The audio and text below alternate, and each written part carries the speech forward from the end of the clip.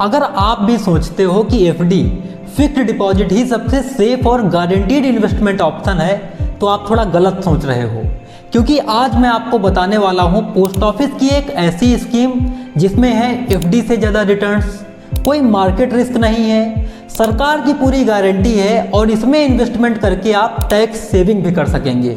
Scheme का नाम है नेशनल सेविंग सर्टिफिकेट। आज इस वीडियो में एनएससी क्या है और कैसे काम करता है, एनएससी में आखिर कौन इन्वेस्ट कर सकता है और कितना इन्वेस्ट कर सकता है, इसमें सालाना इंटरेस्ट कितना मिलता है, एनएससी में इन्वेस्ट करने के कौन कौन से टैक्स बेनिफिट्स हैं और सबसे ज़रूरी एनएससी में इन्वेस्ट करने के लिए क्या क्या डॉक्यूमेंट्स चाहिए होंगे, जानेंगे इन सभी सवालों के जवाब और भी बहुत कुछ। तो इस वीडियो को बिना स्किप किए पूरा जरूर देखिएगा। चलिए शुरू करते हैं। एनएससी यानी national saving certificate post office की एक फिक्स्ड और गारंटीड रिटर्न वाली सेविंग स्कीम है। ये स्कीम को साल 1989 में गवर्नमेंट ऑफ इंडिया के द्वारा शुरू किया गया था, जिसका पर्पज आम नागरिक, मिडिल क्लास फैमिलीज और सैलरीड इंडिविजुअल्स को सेविंग्स के लिए इनकरेज करना था। अभी मैं वर्किंग की बात करूं तो नेशनल सेविंग सर्टिफिकेट में आप एफडी की तरह ही एक फिक्स्ड अमाउंट स्कीम में जमा करते हो। डिपॉजिट पर जो भी इंटरेस्ट बनता है वो हर साल आपके प्रिंसिपल में जुड़ता रहता है और उस इंटरेस्ट पर भी अगले साल आपको इंटरेस्ट मिलता है। फिर मैच्योरिटी के टाइम जब अकाउंट मैच्योर होता है तो इंटरेस्ट के साथ पूरा पैसा आपको वापस मिल जाता है। अब बात करें कि कौन इसमें इन्वेस्ट कर सकता है, तो कोई भी व्यक्ति जो यहाँ का सिटीजन है ये एनएससी अकाउंट खुलवा सकता है। इस स्कीम में कोई एज लिमिट भी नहीं है, तो चाहे आप सीनियर सिटीजन हो या अपने बच्चे के लिए इन्वेस्टमेंट करना चाहते हैं तो वो भी आप कर सकते हैं। बस माइनर के केस में अगर आपका बच्चा 10 साल से कम है तो गार्जियन को बच्चे के बिहाफ पर अकाउंट खोलना होगा। एनएससी में आप एक से ज़्यादा अकाउंट भी खोल सकते हैं और किसी के साथ ज्वाइंट अकाउंट भी खोला जा सकता है। ध्यान देने वाली बात यह है कि ज्वाइंट अकाउंट इसमें 2 टाइप्स के होते हैं, ज्वाइंट ए टाइप अकाउंट और joint B type account. Joint A type account में जितने भी होल्डर्स होते हैं सभी को बराबर अधिकार होता है, तो मैच्योरिटी पर जो भी पैसा मिलता है वो सभी को बराबर मिलता है। लेकिन ज्वाइंट बी टाइप में ऐसा नहीं होता। ज्वाइंट बी टाइप में एक प्राइमरी होल्डर होता है और मैच्योरिटी अमाउंट भी उसी के हाथ आता है। अगर इन केस उसकी डेथ हो जाती है तब मैच्योरिटी सर्वाइवर होल्डर्स को मिलता है। अब ये स्कीम इंडिविजुअल्स के लिए है तो जाहिर सी बात है एचयूएफ या एनआरआई को ये स्कीम की परमिशन नहीं है।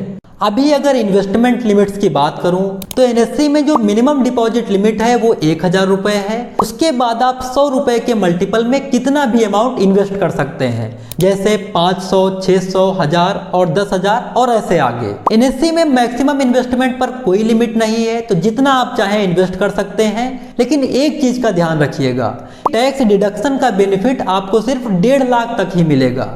एक और चीज, क्योंकि 80C में और भी चीजें आती हैं जैसे पीपीएफ, एनपीएस, ईएलएसएस, तो अगर आपने ऑलरेडी 1.5 लाख की लिमिट यूज कर लिया है तो फिर कोई टैक्स बेनिफिट नहीं मिलेगा। अभी बात करते हैं कि आखिर इंटरेस्ट कितना मिलता है इस स्कीम में। तो इस स्कीम का इंटरेस्ट गवर्नमेंट क्वार्टरली यानी हर 3 महीनों में रिवाइव करती है।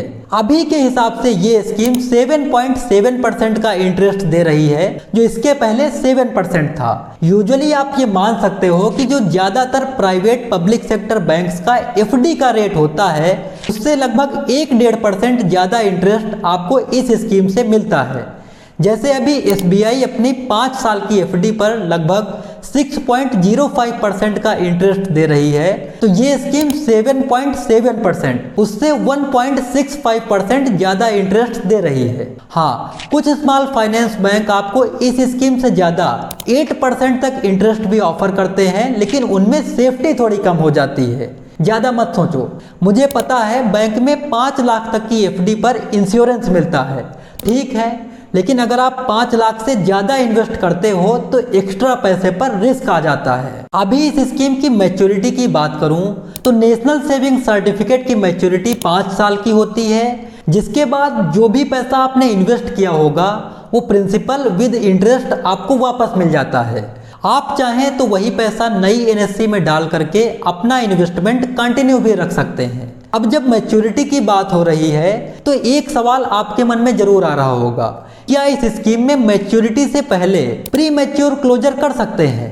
तो जैसा मैंने अभी कहा, ये 5 साल की स्कीम है और इसमें 5 साल का ही लॉक इन पीरियड होता है। तो नॉर्मल जैसी कोई भी सिचुएशन में प्री मैच्योर क्लोजर अलाउड नहीं है। हाँ, कुछ 2-3 एक्सट्रीम सिचुएशंस, जैसे अकाउंट होल्डर की डेथ हो जाती है या फिर कोर्ट से कोई ऑर्डर करवाते हैं, तो ऐसे एक्सट्रीम केसेस में ही क्लोजर किया जा सकता है। बहरहाल आप ये मान के चलिए कि इस स्कीम में प्री मैच्योर क्लोजर जैसी कोई सुविधा नहीं है, लेकिन एक सुविधा जरूर है, लोन की सुविधा। अब अगर लोन की बात करें तो ये लोन आपको आपकी इन्वेस्टमेंट वैल्यू का 60-70% तक मिल सकता है। इवन कुछ बैंक्स तो इससे ज़्यादा 90-100% तक लोन दे देती हैं। जैसे अगर आपने 1 लाख का सर्टिफिकेट परचेज किया तो उसके अगेंस्ट में बैंक आपको 90,000 1 लाख तक का लोन दे देगी। इंटरेस्ट जो आपको देना होता है वो इस लोन पर 11-12% के आसपास देना होता है। एक अच्छी बात यह भी है कि लोन के पैसे आप जहां चाहो जिधर चाहो यूज कर सकते हो, कोई रेस्ट्रिक्शन नहीं होता। चलिए अब बात करते हैं टैक्स बेनिफिट्स की। एनएससी में इन्वेस्टमेंट पर आपको 1.5 लाख तक की टैक्स रिबेट मिलती है अंडर सेक्शन 80C। जैसे मान लो अगर आपकी एनुअल इनकम 10 लाख रुपए है, जिसमें से 1.5 लाख रुपए आप एनएससी में इन्वेस्ट कर देते हो, तो ये मान लिया जाएगा कि आपकी इनकम केवल 8.5 लाख रुपए ही है और उसी पर आपको टैक्स देना होगा। एनएससी में जो इंटरेस्ट मिलता है उस पर पोस्ट ऑफिस कोई टीडीएस नहीं काटता और आपको खुद ही अपनी आईटीआर में दिखाना होता है।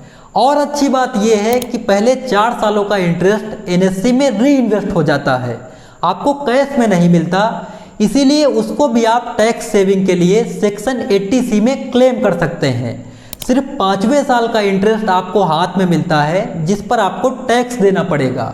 अब बात करते हैं इन्वेस्टमेंट प्रोसेस की। तो क्योंकि ये एक पोस्ट ऑफिस की स्कीम है, तो जाहिर है आस पड़ोस के किसी भी पोस्ट ऑफिस ब्रांच में जाकर आप एनएससी सर्टिफिकेट खरीद सकते हैं। डॉक्यूमेंट्स की बात करें तो इसके लिए आपको एक आईडी प्रूफ, एक एड्रेस प्रूफ, एप्लीकेशन फॉर्म और पासपोर्ट साइज फोटो चाहिए होंगे। अगर ये पूरा प्रोसेस करने और पोस्ट ऑफिस जाने में आप अनकंफर्टेबल हैं, तो आप घर बैठे ऑनलाइन भी ये पूरा प्रोसेस कर सकते हैं और एनएससी खरीद सकते हैं। अब चलते चलते ये भी गणित समझ लेते हैं कि आपके इन्वेस्ट किए हुए पैसों पर रिटर्न कितना बनेगा। तो लेट्स से आप 1 लाख रुपए इन्वेस्ट करते हो, रेट ऑफ इंटरेस्ट हम मान लेते हैं 7.7% का, जो कि अभी का रेट है। टाइम पीरियड बाय डिफ़ॉल्ट 5 साल है, जिसे आप चेंज नहीं कर सकते। तो 5 साल के बाद जो आपके 1 लाख रुपए पर इंटरेस्ट बनेगा वो बनेगा 44,903 रुपये। और इस तरह मैच्योरिटी पर आपको कुल 1,44,903 रुपये मिलेंगे। अब अगर कोई इंडिविजुअल है जिसके पास और ज़्यादा कैपिटल है तो गिनती बढ़ा देते हैं। लेट्स से कोई 10 लाख रुपए इन्वेस्ट करता है, रेट ऑफ रिटर्न वही रहेगा, टाइम पीरियड में कुछ कर नहीं सकते, लेकिन इस बार जो 10 लाख का इंटरेस्ट बनेगा वो बनेगा 4,49,034 रुपये। और इस तरह उसे मैच्योरिटी पर कुल 14,49,034 रुपये मिलेंगे। अब ये तो जरूरी नहीं कि आप 1 लाख ही इन्वेस्ट करें या फिर 10 लाख ही इन्वेस्ट करें, तो आप जितना भी इन्वेस्ट करना चाहते हैं इस कैलकुलेटर में वो नंबर डाल करके अपना मैच्योरिटी अमाउंट कैलकुलेट कर सकते हैं। कैलकुलेटर का लिंक आपको डिस्क्रिप्शन में मिल जाएगा। तो दोस्तों ये थी वो पूरी जानकारी नेशनल सेविंग सर्टिफिकेट के बारे में। अगर जानकारी आपको अच्छी लगी है तो वीडियो को लाइक करें, शेयर करें और हमेशा की तरह अपने डाउट्स और प्रॉब्लम्स कमेंट करके बताइए। लेकिन आज मेरी भी प्रॉब्लम सुनते जाइए। आप रेगुलर हमारे वीडियोस देखते हैं, इवन पसंद भी करते हैं, लेकिन आप शायद चैनल को सब्सक्राइब करना भूल गए हैं। तो अगर आपने अब तक इस चैनल को सब्सक्राइब नहीं किया है तो चैनल को सब्सक्राइब करें और बेल आइकन को जरूर प्रेस करें। धन्यवाद।